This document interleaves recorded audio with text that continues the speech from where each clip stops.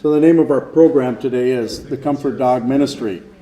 And our speaker today is Dianne Williams. Diane leads the Comfort Dog Ministry at St. Michael's Lutheran Church here in Bloomington. Prior to her role with Comfort Dog, Diana worked at Toro for 22 years, managing the media production department. In her free time, she started in 2011, working toward earning her master's degree in Gerontology, which she subsequently completed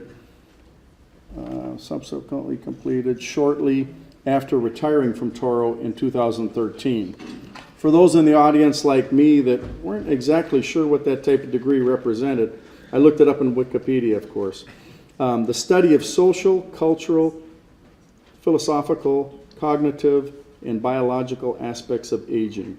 Sounds pretty interesting.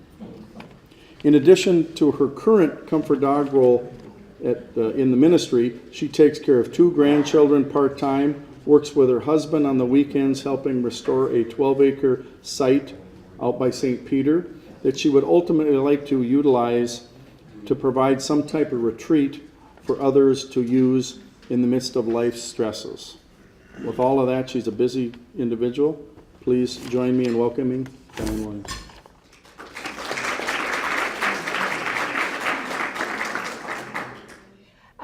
Thank you all so much for having us today. It's a real privilege to be here, and Lisa, I enjoyed your story. Thanks for that. I love the caring aspect of this group. That's what we're all about with the Comfort Dog Ministry. I also want to recognize Saul and Kathy Kainer. They are 2 of our 11 handlers that we have for Gideon. So I just want to explain a little bit about what the ministry is, what Gideon does, and our focus. So this is a national ministry that was started by Lutheran Church Charities in Illinois. And I'll tell you how that got going. But these dogs are a bridge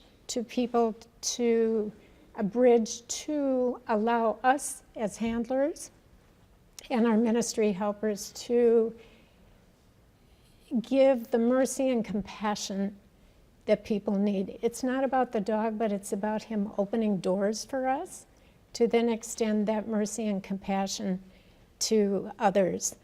They are trained to the level of a service dog.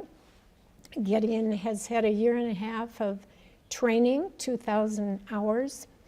So he's trained a little differently than a service dog, and I'll talk about that. So what a comfort dog does is, and for those of you who are dog people, you know that sometimes just looking at a dog, especially one like this where he's really comfortable, can just kind of calm you down. And oftentimes just petting a dog can calm people down. And what happens is they will open up oftentimes and then start talking to us.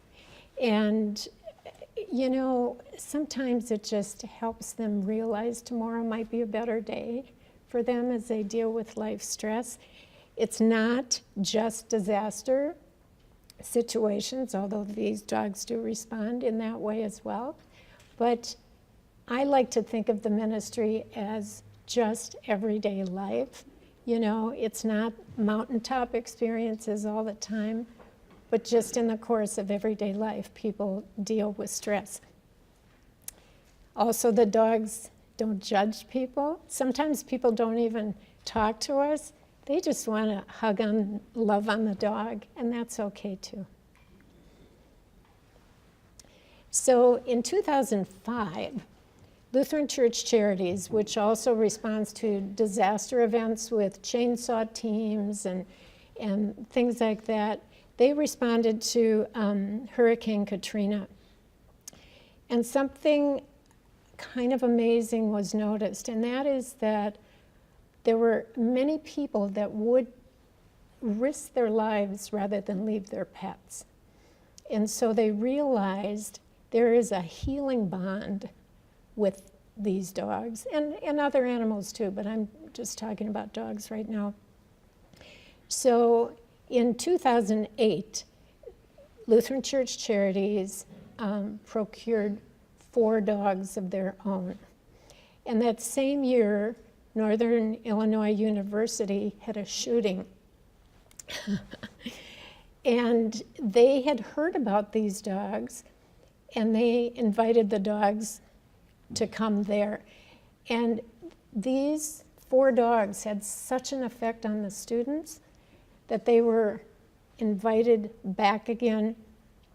And it was interesting because the students didn't remember any of the handlers' names, but they remembered every name of those dogs. And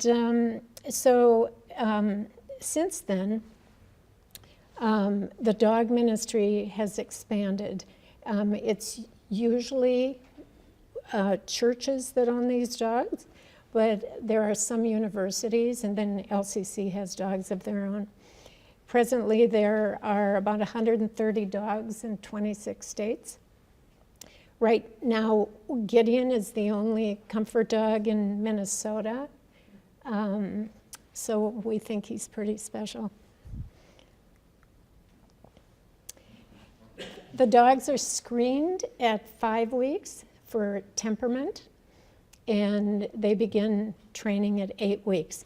The picture with the 4 little white puppies, Gideon is one of those, but we don't know which one.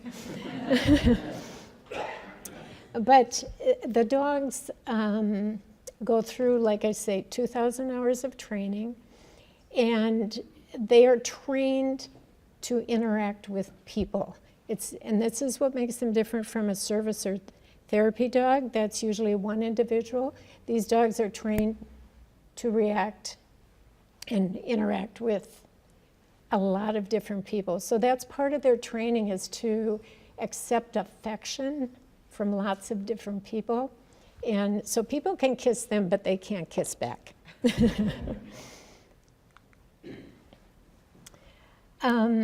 So I talked about disaster response.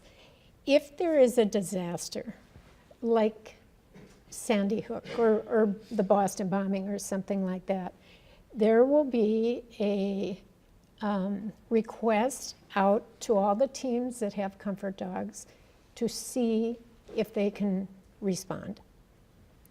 In Orlando, that shooting, there were 12 dogs that responded, and they were there for a week. And I mean, huge comfort to people who probably are so traumatized that they don't even want to talk about it, but they're able to just sit with these dogs and calm down. Lutheran Church Charities never charges for this. As local ministries, we usually pay our own way, and that's built into our budget. So you can see some of the responses, you know, Superstorm Sandy, Sandy Hook, the Boston Marathon, flooding, you know, Orlando. This was Sandy Hook. You see all the dogs there that responded. There's a sweet little story. There was one of the children there who had witnessed some of the shooting, had not talked for 2 weeks until these dogs came, and he went up to one of the dogs and started talking. Of course, his mother just totally fell apart, but this is what they can do. Boston Marathon bombing, many of the dogs that responded the first time, they went back to see some of the victims following that. So I want to talk a little bit about Gideon now. Gideon is owned by St. Michael's Lutheran Church, although we have a relationship with Redemption, of which Saul is pastor there. We, you know, respond to his congregation as well, and like I say, Saul is one of our handlers, and we often use Redemption Church for training as well. So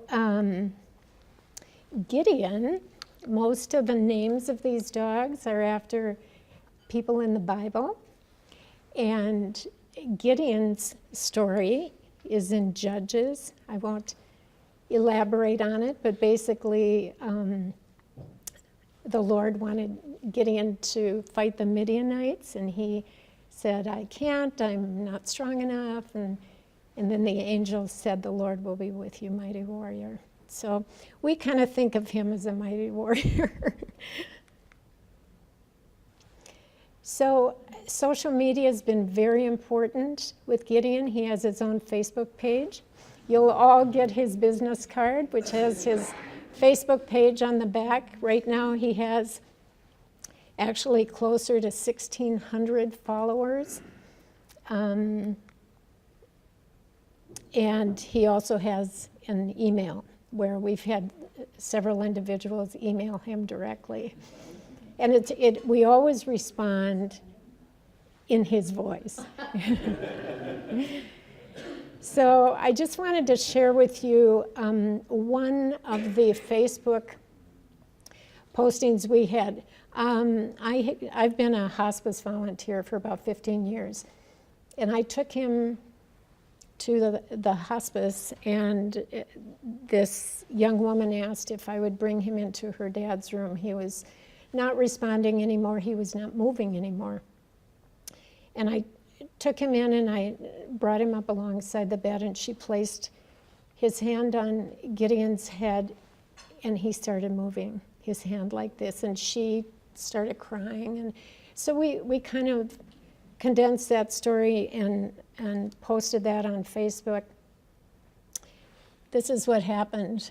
He had almost 500 likes. It was shared 117 times. We reached almost 27,000 people with that particular post. So on his Facebook site, we mix up mercy and compassion and messages along with a little humor where Gideon's gone, things like that. He also has a camouflage vest, and Saul is the only handler who can handle him with that vest on, because that's strictly for military ministry. Whether it be talking about Operation Barnabas or Veterans Day or visiting the VA hospital, things like that. So I talked about a little humor. I mean, every so often we put some fun posts on his Facebook site. He's had a selfie taken. And he has a business card. You'll all get one of those. So some of the places Gideon has been, of our 11 handlers, you can well imagine that everybody has their own passion for different places. One of our handlers is a policewoman, and Gideon has been to visit first responders, which are our wonderful policemen, and also our 911 operators. He visits people who are often homebound in their own homes, not able to get out. We go to senior communities. You see here that Gideon is able to do a rise on people on their legs if they're in a wheelchair or just sitting in a chair. It's very comfortable. He just puts his elbows in between their legs, and he's able to also rise up on a bed. We don't let him get on the bed, but so people can reach him. He's at our worship services and different events at church. We visit schools and also school activities like marching band. We had a lot of fun with that. And this next one is really where you see a lot of the compassionate ministry taking place. This young lady, her mother was on her last journey, and this is a woman who didn't talk to me, and that was great, but she probably cried into Gideon for 10 minutes. And he held himself up on that bed and didn't move and just took that stress from her. And this is kind of where I want to interject. He often does take a lot of stress from different situations, so that's part of our job, is to protect him and take him out and give him a break during situations like that. He's been in parades, and we visit different businesses, which love to see him. We've never been turned down anywhere. Bookstores, and his vet and groomer love him. We've been able to, this is really wonderful. Both the veterinary and the grooming services have been donated for him, which we're so appreciative of. And we go to shopping centers. Right now, one of our handlers is taking him every Friday night to the Mall of America. You can imagine the stress that people might be dealing with during this particular time. And he's even been to Home Depot, and we think he's worth a lot more than $89. So sometimes people say, well, is that all he does? He just has to work, he just can't have any fun. No, he gets to have a lot of fun. He plays with his Frisbee and he plays with his ball. After every visit, we usually have a play session. And with his ball, he tries to hide it, with his foot. And lately, he's been starting to chew grass and try and cover it up, so the handlers can't find it. And he has a few friends that he can play with. Is he perfect? No. He's not. Kathy and one of our ministry helpers bought him a beautiful new pad for his crate, and this is what happened the next day. He had a really good time. So I love this picture of him, and he has just been such a blessing for all of us that work with him, for the people he interacts with. It's all about showing people who Jesus is, and that's what we try and do. So if anybody has questions, I'd be happy to answer them. Yes? How old is Gideon? Gideon is 1.5 years. He'll work how long? I think he is a golden retriever, so I think maybe 12 years. We don't know for sure. Yeah. And I should mention too, when he has his vest on, he is working and his whole demeanor changes. When that vest comes off, he is like any 1.5-year-old dog. He is jumping, he's crazy. He's a puppy. Yes? They look like a lot of retrievers are. They're all golden retrievers, all of them. He is very light. He's called a English cream. Okay. Yeah, wonderful. Yes. So when they screen the dogs, what are they looking for? They're looking for really good manners, and will the dogs respond to different handlers? And, so it's not just obedience, it's really good manners. Is their temperament okay for a lot of people to be handling them? Yep. Mm-hmm. Has he ever been in a situation where the stress was too high and he couldn't handle it? No, he's not, because usually as handlers, we're able to recognize that. He'll start panting, which is a sign. Yawning is another sign, or he'll keep looking at one of us, and then we know we just have to have a break. Yep. Yes? Thank you so much. I really appreciate all of what you do here. Can you tell us a little bit about how we can arrange, if we see a situation that it makes sense to get Gideon involved, how would we go about arranging that? If you, on the back of his card, there is a email for Gideon, but I would say even more importantly, if you go to St. Michael's Lutheran Church website, there will be a button there, request a visit, and then you can put down your particulars and someone will get back to you. Right now we have scheduled visits that we do at schools, at the hospice, at senior centers, but these people know if there's ever something a little more critical that we will certainly respond to that. Yes? Did you find these found some shelters? No, they're purchased and some are donated to Lutheran Church Charities. They do all the training in Illinois. It's by Chicago. And they actually have a waiting list. We waited 2 years for Gideon, and they've got a waiting list now from other churches. Yes?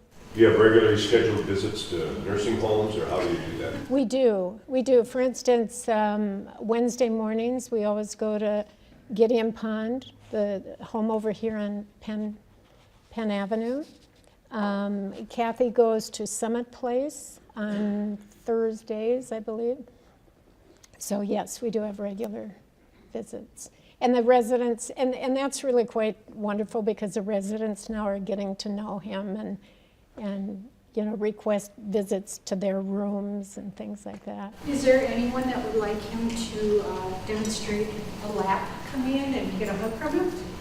Sure. Would you like that? Okay. Let's have you come here.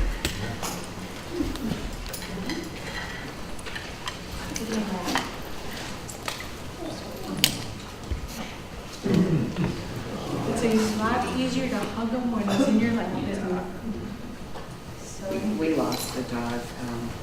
They threw it to him a little over a year ago, and my husband, it's his favorite dog, and he just doesn't want another dog. And I'm just like, oh, you should have another dog. I notice his tail when he's working. He couldn't be happier. Yeah. Thank you. Are you good? Yes. I'm good. Is there any intention of getting another dog or getting placed back on the waiting list? If it gets to be too much for him, yes, we would. I should mention that I was pretty adamant that this dog would not use any of the church's budget, so we raised all the money for him, as well as his ongoing expenses. Everything is donated. We don't have anything in the church budget for him. And these dogs right now are $15,000. They're worth about $30,000. So, yeah. Anything? Yes. Handler training, do you guys have to go through training too? We did. We had 3 full days of training. The team came here to us, and we did the training at Saul's Church, Redemption. And I would say the training is kind of ongoing. I mean, we're always kind of training, and then once a year there's a conference in Illinois that we try and go to that, you know, just kind of refreshes that. Yes, John? I've asked my guest, Michelle, if she would take a minute to share the story of what a comfort dog has meant for her daughter, before and after. Just stand up. Well, I should mention I have a service dog. So my child is autistic, and we have an autism assist dog. And that means that I hold the dog, the dog's in between us, and the dog is tethered to my daughter at all times. And the dog actually goes to school with my daughter. So the service dog has different rights and legal status. But I can say that our dog, once we got a dog in the household that was trained to work with Sophia, for the first time ever in 11 years, I was able to sleep in my own bed. So another thing is she now can go into the bathroom with the dog. My daughter had never gone into the bathroom before. My dog goes with my daughter and we go to a restaurant. We haven't been able to go to a restaurant in years because it would just be too overwhelming for my daughter. The lovely thing about a comfort dog is that it can help many people, where our dog is one-to-one, and it's to expand my daughter's life beyond herself and beyond her brain and beyond her capability, where this dog can give a lot of comfort to many people. There's a huge benefit because Sophia's dog is a $25,000 dog. It's released her voice. She's now talking. She didn't talk. She was a selective mute. And within a week of having the dog in our house, my daughter is now talking. That's huge and powerful to her, and I find it transformational for our family. But certainly, watching this comfort dog and seeing how much it can give to others, it's a huge benefit. I'd love to see us have more of those, whether it's a service dog or a comfort dog in Minnesota. Thank you. Thank you so much. David, you had a question over there? Does Gideon have 11 different homes, or does it? No, thank you for asking. One of our church members is his primary home. We have another home that's backup. Most of us as handlers have our own dogs, and so this dog is so trained that he could lose some of that, especially around my dogs, trust me. Yeah, he has his own home.